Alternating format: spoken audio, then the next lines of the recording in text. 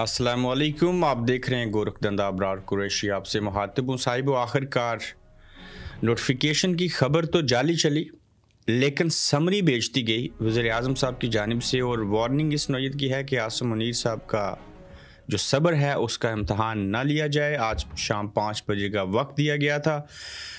ये ख़बरें किसने चलवाई? और मुझे सिर्फ ओहदा ही नहीं CDF का बल्कि इदारा भी चाहिए।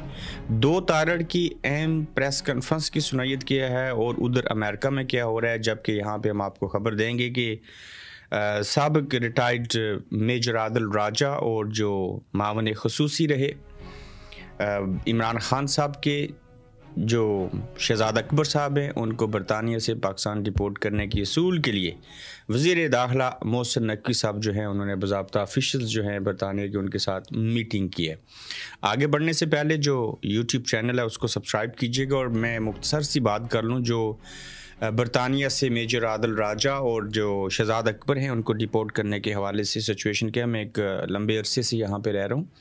बतौर सहाफ़ी भी हमें इस बात का इल्म है, और हम जानते हैं कि पाकिस्तान की रियासत और बरतानिया के दरमियान कैदियों के तबादले का कोई भी ऐसा माहिदा नहीं है, कोई ऐसा कानून मौजूद नहीं है जिसके तहत जो है वो इनको डिपोर्ट करेंगे। ये महज इसलिए ख़बरें दी गई साहिबों कि जितने भी सोशल मीडिया एक्टिविस्ट, चाहे वो इमरान रियाज हैं, साबिर शाकिर हैं, शहजादा अकबर हैं, जितने भी दीगर लोग हैं, उन्हें डराने और धमकाने के लिए, और आम पब्लिक जो है उनको डराने धमकाने के लिए ये शोशा छोड़ा गया और मुलाकातें बाज़ाब्ता तौर के ऊपर की गई हैं। लेकिन ऐसा हो नहीं सकता। इसके लिए आइन साजी, कानून साजी, कोई मायदा बिटवीन पाकिस्तान और बरतानवी रियासतों के दरमियान चाहिए।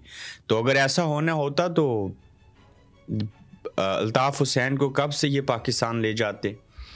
और कितने ऐसे वाक़यात हुए, मैं अगर गिनना शुरू करूं तो बेताशा हैं। तो ये ख़बर महज डराने के लिए है, धमकाने के लिए है। लेकिन मेरे ख़्याल से शहजादा अकबर साहब और मेजर आदिल तो इन बातों से नहीं डरेंगे, और यकीनन बाकी लोग भी नहीं डरेंगे। लेकिन एक बात ज़रूर है, जब ये PTI की मेंबरशिप करने की बात आई तो मैं बड़ी अंदर की बात आपको बताने लगा हूँ। तो कहा गया कि जिस एरिए में लोगों की तंजीम, पार्टी की तंजीमें न होगी, वहाँ पर कम अज़ कम जो है आपने 300 मेंबर बनाने हैं उस लोकल एरिया में।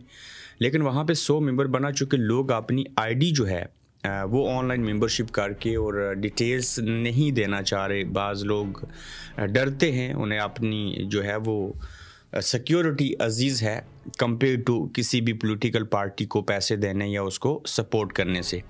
जाली खबर आई और एजाज सैयद साहब ने खबर दी, उसको 3 मिनट के अंदर अंदर तरदीद करना पड़ी। जियो न्यूज़ ने माजरत की।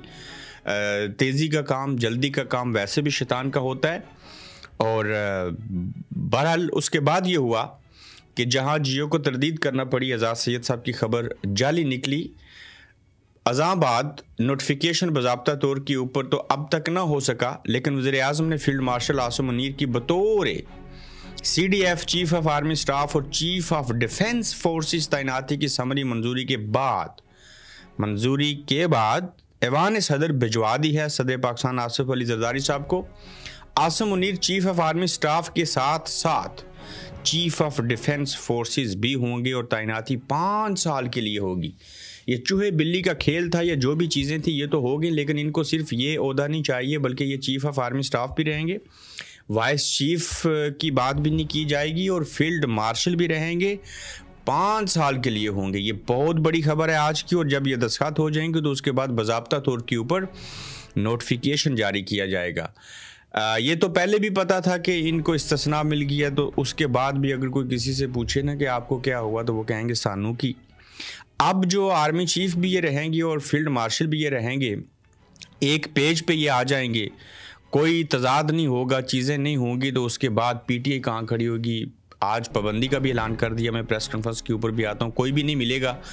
तो ये सारी चीज़ें जो हैं वो जहन साजी करती हैं, और आखिरकार अब रह गया बाकी नोटिफिकेशन। और उसके साथ साथ क्योंकि नया ओहदा तख्लीक किया गया है, नए ओहदे के लिए नई इमारत होगी, नया बंदा होगा, बंदा मौजूद है, ओहदा मौजूद है, इमारत नई बनानी पड़ेगी, और उसका फिर बजट भी एलोकेट करना पड़ेगा, चूँकि इन्होंने तो तमाम फोर्सेस का हेड बन के उनको लीड करना है।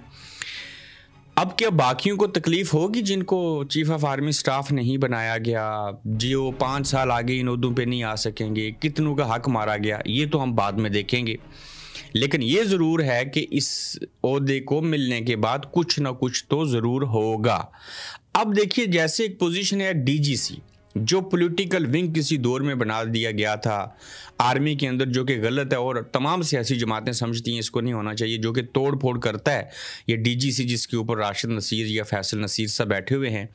इसी तरह से एक नया ओहदा तख्लीक किया गया है, एक नया महकमा बन गया है। ये तमाम इनसाइड जो फ़ौज के चीफ्स हैं उनको और इदारों को डील करेगा। वहीं पे ये हेड ऑफ द डिपार्टमेंट जो हैं वो विद इन द आर्मी और बाकी बन गए हैं और इस हालत तक पहुंच चुके हैं कि सदर से भी ज़्यादा इख्तियारात इनके पास आ जाएंगे। तो फिर ये जो अपने कांपते हाथों से पेन लेके शहबाज और जरदारी साहब जो दस्तखत करेंगे, कहीं ये दस्तखत जो हैं वो उल्टे ना पड़ जाएं, चूँकि फील्ड मार्शल को इनसे यही चाहिए था। उसके बाद इनको ज़रूरत नहीं है, कोई भी हो तो उसको ज़रूरत ना होती, तो जब ज़रूरत ना रहे तो वो बंदा जो है टिश्यू पेपर जैसे इस्तेमाल करके, मैं अक्सर कहता हूँ, फेंक दिया जाता है, वो उसकी मानिद हो जाया करता है। तो समरी भेज दी गई है। समरी जब दस्तखत हो जाएंगे सदर साहब से, उसके बाद बाज़ाब्ता नोटिफिकेशन होगा, सेरेमनी होगी, इंजॉय किया जाएगा, ऑफ द रिकॉर्ड पार्टियाँ होगी, ऑन द रिकॉर्ड पार्टियाँ होंगी, सारा कुछ होगा। तो ये ऊँट जो है वो किसी न किसी करवट अब बैठने लगा है। और नवाज शरीफ साहब ने ये फैसला कैसे कर लिया, कैसे चीज़ें होगी, हम आपको खबर दे रहे थे। आज़मा शराजी साहिबा ने कहा था कि देखिए ना, मियाँ साहब चाह रहे हैं कि इमरान खान साहब का जो मामला है जेल वाला, सारी चीज़ें उसको सियासी तौर के ऊपर डील किया जाए। अब आज़मा शराजी साहिबा ही कह रही हैं कि जो इमरान खान साहब ने ज़हनी मरीज़ वाला बयान दिया है उस दिन जो उनकी बहन मिली है, तो उसके बाद मियाँ साहब को रजू करना चाहिए, अपने आप को रिव्यू करना चाहिए, देखना चाहिए कि इमरान खान साहब के बारे में जो सोच रहे हैं ऐसा उन्हें करना चाहिए या नहीं करना चाहिए। साहिब वो यहाँ एक बात कह दूँ, चूँकि दिल में नहीं रखनी चाहिए। एजाज सैयद साहब, तमाम लोग साफ़ी हैं, साफ़ी कोई छोटा बड़ा नहीं होता, किरदार, अमल और काम से छोटा बड़ा होता है। और आजकल तो रेटिंग को भी देखा जाता है। एजाज सैयद और असद तूर साहब की मैं देख रहा था पॉडकास्ट, तो उसमें वो बड़ा उनको डांट रहे थे, बड़े फ़लसफ़े बयान कर रहे थे, अंसार अब्बासी जो है उनका दिफा कर रहे थे। मैं एक वाक़े को जानता हूँ जिसमें लाखों रुपए बतौर रिश्वत लेके एजाज सैयद साहब ने एक स्टोरी की थी। मैं ये नहीं बताऊंगा वो स्टोरी किसके बारे में थी, क्या थी, तमाम लोगों ने वो सुनी हुई है, उसका तल्लक आज़ाद कश्मीर के साथ है। तो जब सहाफ़ी की क्रेडिबिलिटी ये हो कि वो पैसे लेके किसी के लिए स्टोरियाँ करे, तो उससे आप समझ आएँ कि उसे हलाल हराम जायज़ नाजायज़ की तमीज़ है या नहीं। एक कमरे में बैठ के बातें कर लेना, देखें ना, आपने खबर दी और उसके बाद तरदीद करना पड़ी, ये बड़ी सुबकी होती है। मैं आज कहीं देख रहा था कि मुझे एक पोस्ट मैंने लगाई, तो उसके नीचे बंदा कहने लगा जी कि आप देखें ना, आपने फ़लाँ ऑफिसर का इंटरव्यू किया था तो डिलीट कर दिया, तो आप भी तो ऐसे करते हैं। तो हमें, मेरे प्रोड्यूसर को वहाँ पे नीचे जाके वो इंटरव्यू जो था वो दोबारा लिंक पोस्ट करना पड़ा कि नहीं भाईजान, आपको किसी ने गलत बताया, ये यहाँ पे इंटरव्यू लगा है। अब देखिए कि ये जो जाली खबरें जियो के ऊपर आई ना, ये चलवाई जाती हैं, चलाई नहीं जाती। चलवाने वाले कौन है? अपारा के अंदर ही हैं सारे, आमने सामने दफातर और ISI जो डिपार्टमेंट है उनका भी। वो उधर से बैठ के सड़क के दूसरी पार आवाज़ भी देना, ओ स्टूडियो में बैठ के ये बात नहीं करो, तो वो आवाज़ पहुंच जाती है।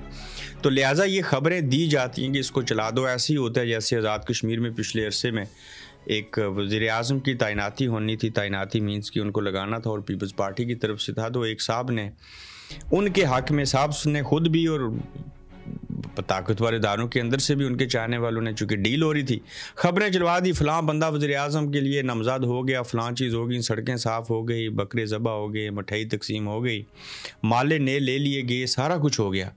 तो बाद में पता चला जी कि नहीं, वो कोई और वज़ीर आज़म बन गया। तो अक्सर ये खबरें चलवाई जाती हैं, जो कुछ सामने होता है वैसा रियलिटी में नहीं होता। लेकिन अब नून लीग और जो फील्ड मार्शल यानी कि इस्टेब्लिशमेंट के दरमियान चीज़ें चल रही थी, वो समरी जाने के बाद से हम कह सकते हैं कि वो पानी जो है वो ठहर गया है। अब लहरें जो हैं वो उनमें कमी आ चुकी है। लेकिन ये नुमान ज़करिया साहब और बाकी लोग हैं जिन जिन लोगों के ऊपर लगाने थे, जो चीज़ें करनी थी, वो सारा अमल कैसे होगा, ये चीज़ें किस तरफ जाएंगी। लेकिन जब भी ये नोटिफिकेशन हो जाएगा तो इसका रद्द अमल ज़रूर होगा। और पीटीआई के लिए जहाँ तक बात है कि अगर फील्ड मार्शल साहब ने भी रहना है, यही हाइब्रिड निज़ाम आगे चलता रहेगा, तो पहले भी आपको पता था कि ऐसे हो रहा है। अब आप और अपना जहन बना लीजिए कि ऐसे ही होता रहेगा।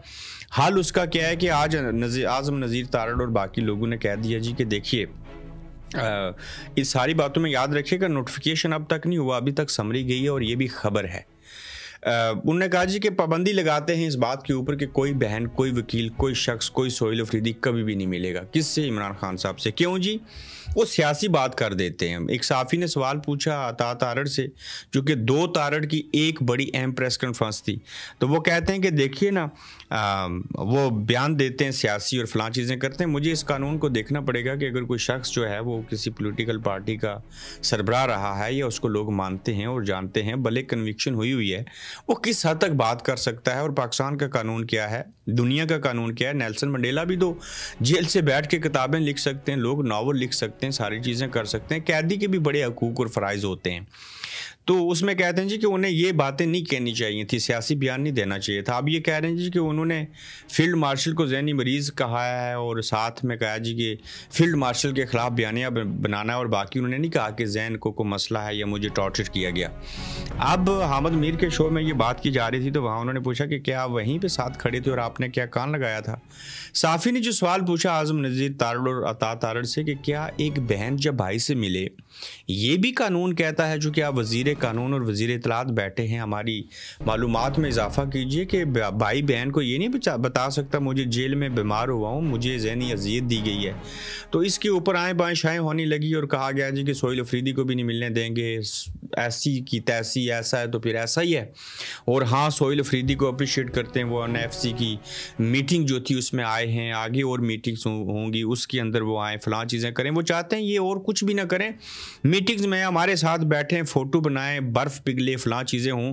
तो लिहाजा सोहेल अफरीदी तो अपने हिस्से का काम करेगा, आप जो है वो अपने हिस्से का काम करते रहें। और जब ये समरी जाने के बाद नोटिफिकेशन हो जाएगा, कोई रहेगा, तो उसके बाद नीयत और इरादे बांध लें कि ये घी जो है वो सीधी उंगली से नहीं निकलेगा, इसने टेढ़ी उंगली से ही निकलना है।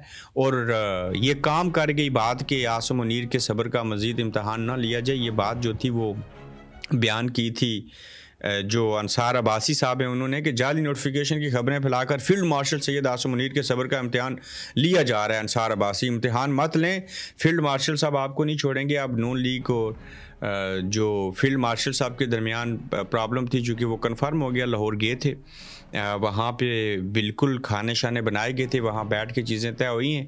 क्या अब उसमें ये कहा गया है कि आप इमरान खान को नहीं छोड़ेंगे, ऐसे नहीं करेंगे, वैसे नहीं करेंगे? क्या ये कहा गया है कि हमें मज़ीद जो 2 ताई अक्सरियत के बाद है, किसी को वज़ीर आज़म भी बना दें, हमारे ये काम हैं, ये आपने करने, इमरान खान को रास्ते से हटाना है? मरने तक की खबरें तो फैलाई जा चुकी हैं, ये काम अमली तौर के ऊपर किया जा सकेगा या नहीं हो सकेगा, और इसमें PTI क्या करेगी, ये अमल जो है वो हम देखेंगे और इसके लिए थोड़ा इंतज़ार करना पड़ेगा। तो साहिब वो अपना ख्याल रखें, नए एपिसोड के साथ इंशाल्लाह आपसे जल्द मुलाकात होगी। आप देख रहे हैं गोरखधंधा अब्रार कुरैशी के साथ।